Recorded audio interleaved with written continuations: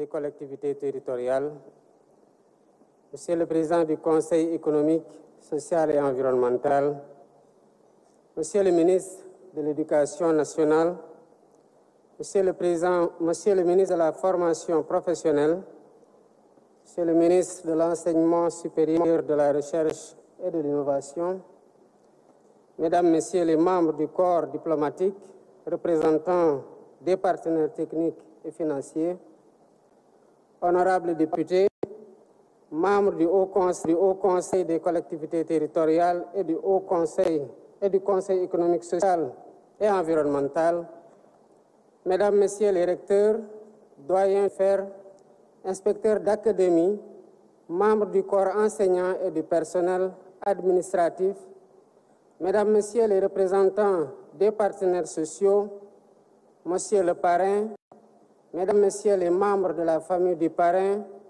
chers parents d'élèves, chers lauréates et lauréats, chers invités, Mesdames et Messieurs.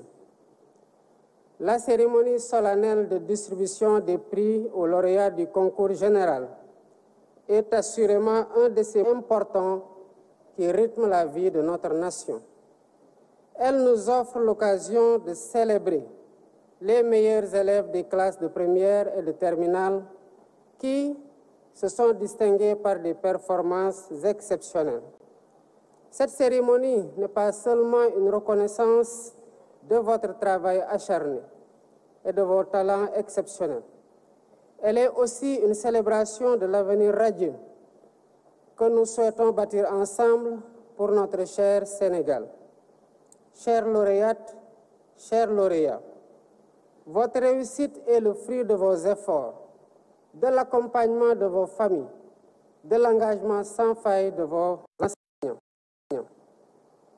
Nous vous donnons aujourd'hui un exemple en vous portant en triomphe, car vous représentez ce que le système éducatif a de meilleur à offrir.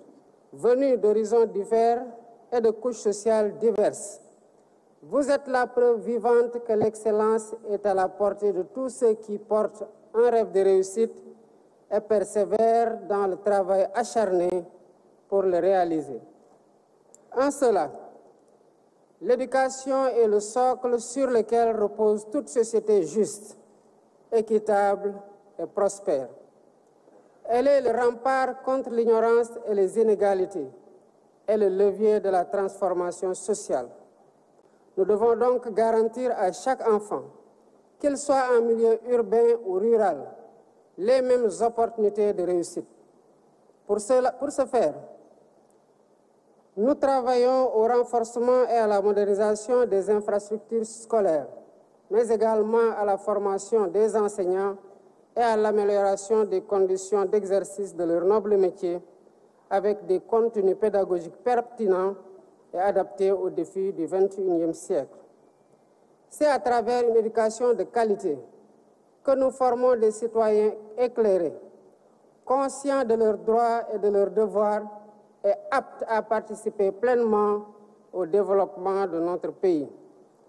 Cela témoigne de la noblesse de la fonction enseignante, qui n'a d'égal que la passion de nos enseignants pour la transmission du savoir et de l'élévation de l'esprit. Je tiens ainsi à féliciter chaleureusement tous les acteurs de l'éducation, enseignants, élèves, parents d'élèves.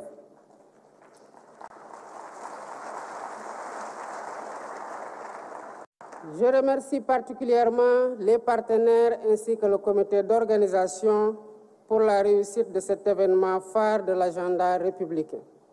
Mesdames et messieurs, cette cérémonie, au-delà de son aspect symbolique et festif, nous invite à une réflexion profonde sur notre système éducatif dans un monde de plus en plus complexe et exigeant.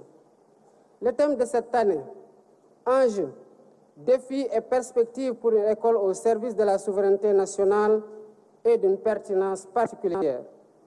Il interroge la place fondamentale de l'école dans notre programme de gouvernement et nous oblige à repenser le système éducatif pour en faire un véritable levier de notre souveraineté nationale. Cette option a été brillamment développée par M. Waliba, professeur de lettres modernes au lycée Cheikh Hamidou Kane de Mbao, que je félicite pour la qualité remarquable de son exposé, qui a fait ressortir clairement la volonté de transformation systémique de notre pays pour renforcer notre souveraineté. Notre jeunesse dynamique et engagée a un rôle crucial à jouer dans cette perspective. Elle y parviendra grâce à un système éducatif qui intègre les valeurs africaines et surtout les langues nationales. Un système qui aspire à être autonome, inclusif et de qualité en vue de parvenir à la société éducative que nous souhaitons ardemment. Cette société éducative sera le fruit de la transformation systémique du Sénégal qui elle-même passera nécessairement par le renouveau et le repositionnement stratégique de l'école dans les valeurs, ambitions et les ambitions culturelles de notre société. Ce renouveau de l'école se fera entre autres par le développement du numérique à l'école avec l'impératif d'accentuer la digitalisation intégrale du système éducatif. Par ailleurs, un programme de recrutement d'enseignants permettra de combler le déficit actuel et d'éliminer les classes multigrades et double flux ainsi que les abris provisoires à l'horizon 2030. Poursuivant le même objectif, les conditions pédagogiques et techniques seront améliorées en développant des filières d'apprentissage pratique pour répondre à des besoins spécifiques de main-d'œuvre de qualité. Mesdames et messieurs, notre pays a un besoin urgent de renforcer l'enseignement des sciences et des mathématiques afin d'accroître considérablement le nombre d'élèves dans les filières scientifiques. Cette année, nous avons eu moins de 17% de candidats au baccalauréat dans les séries scientifiques et techniques.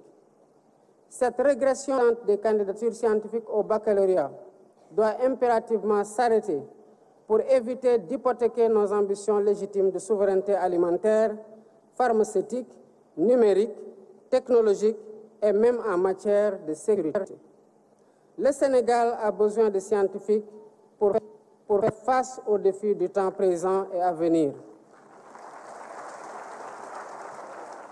En réalité, le monde dans lequel nous vivons, en compétition avec d'autres pays et avec d'autres peuples, est un monde de connaissances, particulièrement de la connaissance scientifique, technologique et numérique.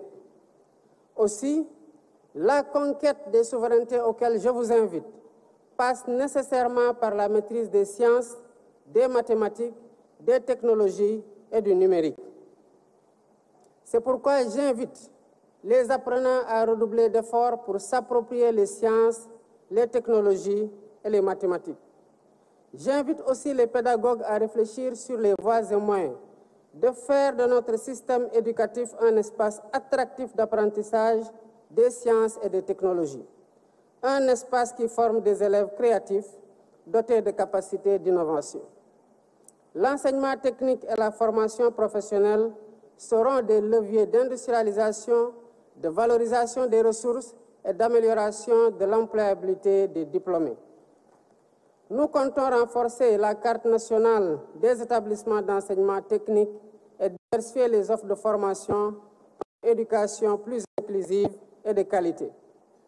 L'éducation des enfants et des jeunes en situation de handicap étant pour nous une priorité nationale, nous devons construire des instituts spécialisés et renforcer le système des assistants de vie scolaire tout en mettant aux normes toutes les infrastructures. Mesdames et messieurs, mettre l'école au service de la souveraineté nationale, c'est aussi poursuivre l'intégration des langues nationales dans notre système éducatif. Les expérimentations en cours dans le cadre du modèle harmonisé d'éducation bilingue au Sénégal seront capitalisées en vue de mettre ces langues au cœur du dispositif d'enseignement. Par ailleurs, l'évaluation du système éducatif en cours permettra une mise en adéquation des programmes avec les réalités, les enjeux du moment et les besoins de l'économie nationale.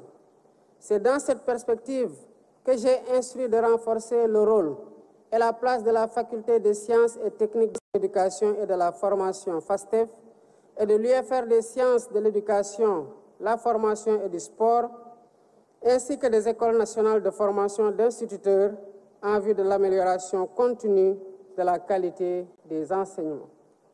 Mesdames et Messieurs, pour la présente édition, j'ai choisi comme parrain un homme d'exception, un homme de science qui fait la fierté de notre pays en Afrique et dans le monde.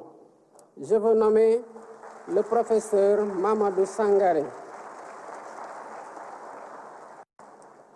Produit de l'école coranique, ce mathématicien devenu professeur titulaire de classe exceptionnelle des universités a été directeur du laboratoire d'algèbre, de cryptologie, de géométrie algébrique et application de l'université Cheikh Anta Diop, responsable de la commission recherche et innovation de l'Union mathématique africaine, président de la Société mathématique du Sénégal, directeur général de l'enseignement supérieur, conseiller scientifique de la Commission nationale de cryptologie, membre de l'Académie nationale des sciences et techniques du Sénégal.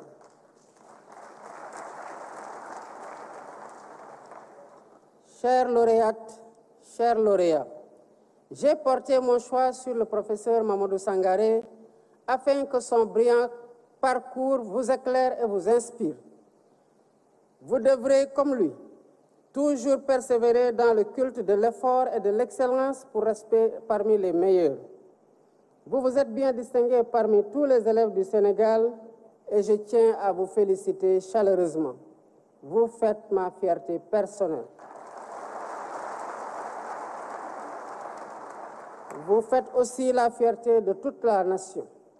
En toutes circonstances, vous devez toujours cultiver l'esprit patriotique. La nation toute entière place beaucoup d'espoir en vous pour continuer à rayonner. Le flambeau est déjà entre vos mains et nous sommes conscients que votre éducation n'a pas de prix. Car seule une éducation de qualité de notre jeunesse nous garantit un Sénégal souverain, un Sénégal juste, un Sénégal prospère dans une Afrique en progrès. Ensemble, continuons d'investir et de nous investir dans l'éducation pour un Sénégal meilleur. Vive le Sénégal, vive l'Afrique.